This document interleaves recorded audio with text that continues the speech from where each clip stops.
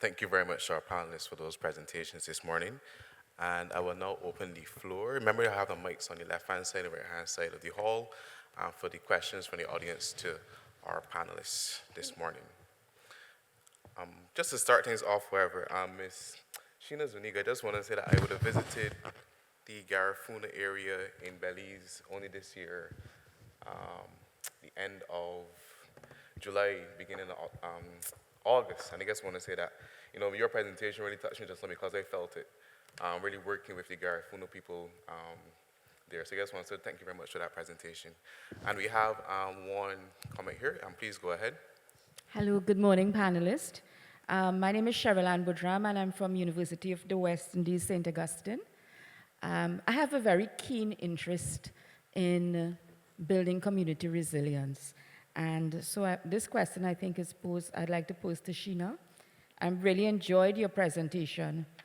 And my keen interest in community resilience took me to a pathway post-Maria, Hurricane Maria, where I went to Dominica and I learned from and about the Kalinagos.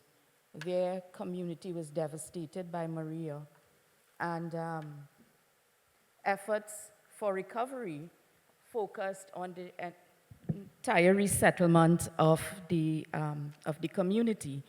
And because of the strong social capital that existed, they insisted that if we had to resettle, you're not resettling families in different communities, but you're resettling the entire community. And while we are resettled together, in totality, we will rebuild our land that was devastated and use traditional building infrastructure. I thought that this was a wonderful example of how social capital in indigenous communities strengthens community resilience. And when I heard your presentation, I was inspired, and I want to ask whether that strong social capital exists and whether you think that that is also a factor that you can leverage on to realize some of your recommendations. Thank you for the question. In terms of the Garifuna communities that I serve, it's no longer there. It's a struggle that we try to get everyone together because as I mentioned, a lot of people move from the communities because of economic development. They need to find jobs because of education. So it's a struggle because a majority of the people who stays in most of the communities are elderlies or young single mothers. That's one of the challenges I face in my community. What we do at my council, we try to get grants. We consult with the government to see how we can build capacity for them to be able to create some kind of economic development in the communities. And as the National Garifuna Council, one of our mandate is to preserve the culture.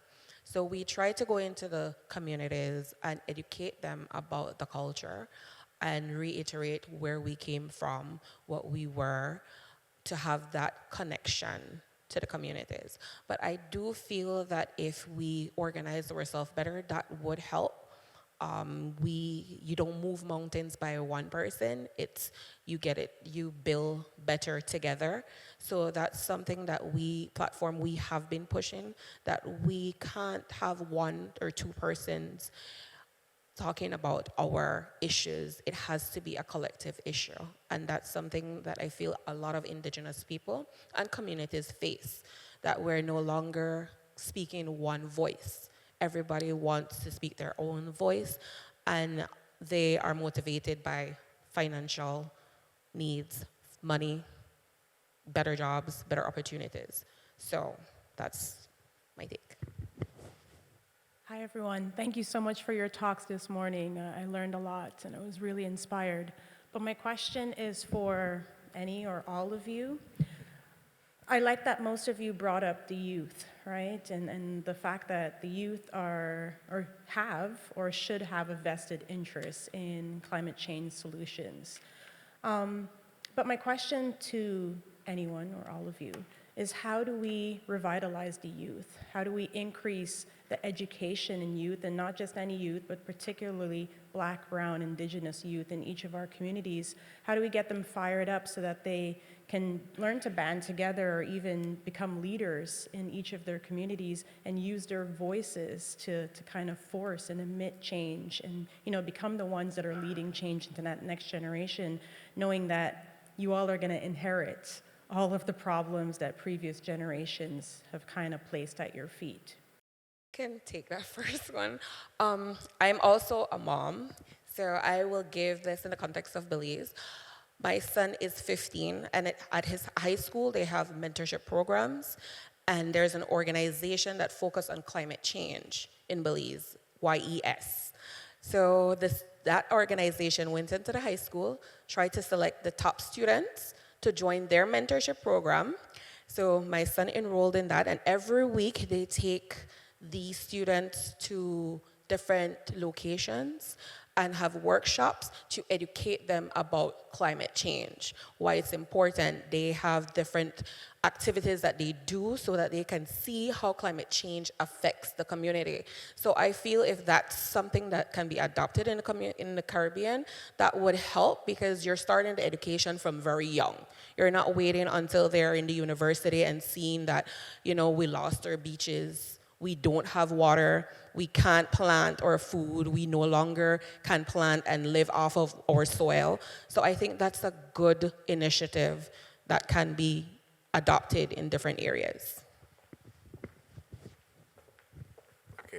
Okay, going ahead. Yeah, really quickly, I also want to piggyback off of what Sheena said.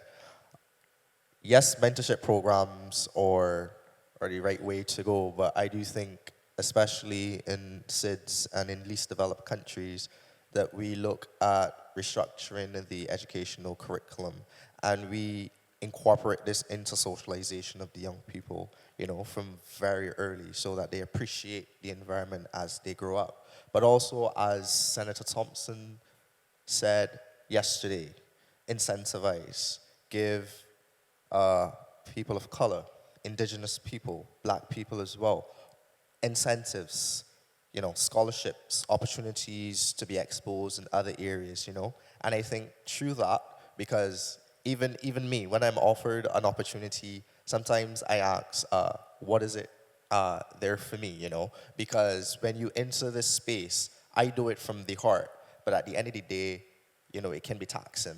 And, you know, you need things to get through this journey. So incentivize and restructure the whole educational curriculum is my view on how we can mobilize and get young people into the climate journey. Yeah. Can I just add to what sure. both of you have said? So naturally, climate change is a place-based experience. So I think one critical thing that we must do is help youth talk across countries and lines so that they start to understand from a holistic perspective the various injustices that are occurring when we talk about climate change and climate justice. So we start to contextualize from different experiences things like how colonial history has contributed to the climate crisis and how we can teach people to ideologically understand how it has translated onto their bodies in various different ways. And obviously it occurs across time and space, and not everybody is impacted in the same way, and that's critical to understand in how we organize and form our advocacy, right? So I would add that to when we think about curriculum and education, is how do we help people think beyond just where they were arbitrarily born. We have another comment here. Hi, good morning. I just have one question. It's a bit technical, but I want to thank all these talented, wonderful young people for their presentations this morning. It was wonderful to hear you advocate and speak so passionately about climate change in your own spaces. I have a technical question for the presenter from Jamaica in terms of hydroelectric power. We know that with increasing temperatures, drought is a problem within our islands. How is your project taking into consideration drought into your modeling for runoff? Okay, thank you for that question. As mentioned before, one of the areas that the feasibility study is being conducted is within the Rio Grande Valley in Portland. This is within the Blue Mountain range. So because of the northeast trade winds, it consistently being fed with water. So though there might be decrease in temperature, and it is really small scale hydroelectricity rather than large scale. So what was outlined, where you would have for the large scale, you'd need to conduct a dam. With the small scale, it's more a runoff system. So you have the water going through a pipe penstock, going to the turbine, and then it ends out back in the river. Okay, thank you very much. Miss Mulalu, I guess want to say, we mentioned that part just now. There is a chapter entitled Secret Slave Alchemists. And it actually talks about, how slaves would have brought their medicine from, to the Caribbean. So it's quite interesting that, climate change also has an impact because some of those medicines and herbs now, it can't be grown or can't be found in the Caribbean. So it's quite interesting to keep that knowledge from the indigenous times to this point in time. And this is going to be the final comment before we head out to break. Please go ahead. All right, thank you. Good morning, everyone. So, yeah. I'm very excited that the youth are a part of this conversation. It's very important that we take this very seriously. I am very interested in ESG, and that's going to be a major focus of my work here at McMaster University as well. I know that, so I live downtown Hamilton, and there is a park called Bayfront Park. Now, if you walk along that, it's a very fantastic park. Now, there are some work that have been done around the living shoreline, it was just to preserve it. So there are institutions here in Canada that have done this over time, and they have the expertise and, technical know-how, perhaps the funding as well, to do some of the work that you are currently doing. So my question is, are there any ongoing partnerships with institutions here in Canada to help support your work, to help move these things forward as quickly as possible? Thank you. Thank you. I think this one anyone can answer from the panel. No. It would be nice. Thank you for bringing that to the forefront of the conversation. So I think before we wrap up, I guess I can say this: we are open to collaboration. If you know anyone who has, access to grant opportunities, please, slide us a note after this. But to answer your question, no, there's no current collaboration with any Canadian institution or entity. I'm just going to answer the question in a slightly different way to just say what Canada should stop doing outside of its borders. Because Canada has the largest mining presence on the African continent, and obviously mining is an ecologically destabilizing venture, right? And so currently in Namibia, they have a project that is being done by Recon Africa on, if you've ever heard of the Okavango Delta, it's a large wetland in Botswana, and it's part of a larger river basin that starts in Angola, goes through Namibia, and then finally comes into Botswana, where it's a watershed, and it's a UNESCO World Heritage Site.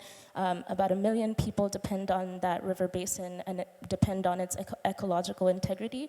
And so now it's being threatened, and by virtue of that, the land of the people and the various species who depend on the land is being threatened again by a Canadian oil drilling company. So when we start to think about what can Canada do and these collaborations, we should also be thinking what Canada can stop doing, which is also greenlighting all of these companies that are ecologically destabilizing other places, because as we know, our ecologies are all interconnected. So that's what I would say. I just want to say, well, I run a non-profit organization, and hint, hint, non-profit. So I'm just putting it out there in the elements, and we also work in the poorest municipality in Trinidad. There are 14 municipalities in Trinidad. The Rio Claro Mayaro Regional Corporation is the poorest of the 4, and although right offshore we have Shell and BP drilling, So, I mean, it's weird, but we are the poorest and we work with the poorest in the community, especially women who do unpaid care. As you know, um, in rural communities like mine, when mothers and fathers get older, we don't take them to any homes. Usually the eldest sibling, daughter most likely, would take care of the elderly. And really and truly it is unpaid.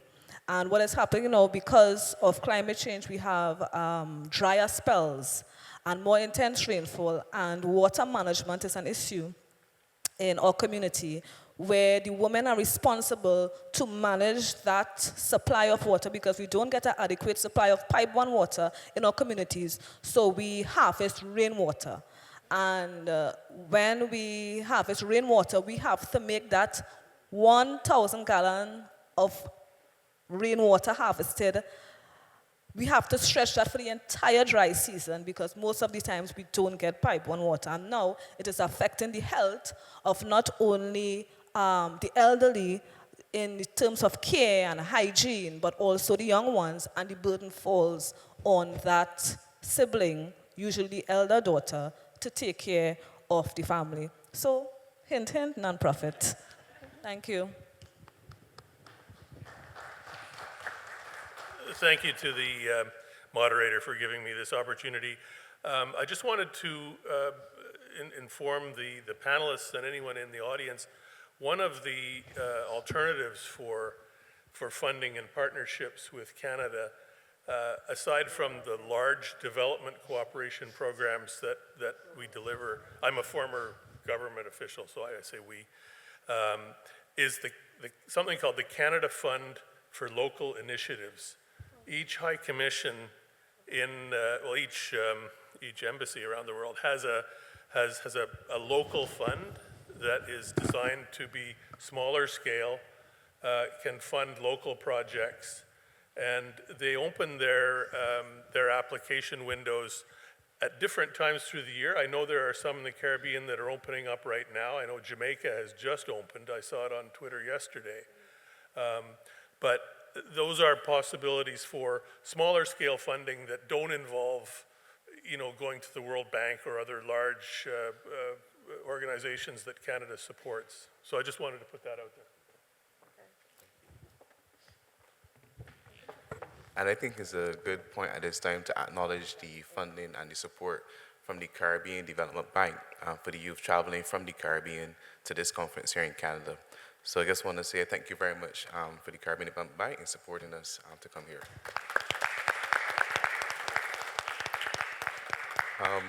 We're going to close. Well, that was the last comment and question, but I just want to say something. I was going to ask a question that the Pro Vice Chancellor asked yesterday regarding what would you do with $1 million. So I think that's a good conversation for the break time, where you can make your pitches to the persons here in the audience, and hopefully you get some sort of support to continue the work, the good work, the great work you guys are doing. All right, so thank you very much.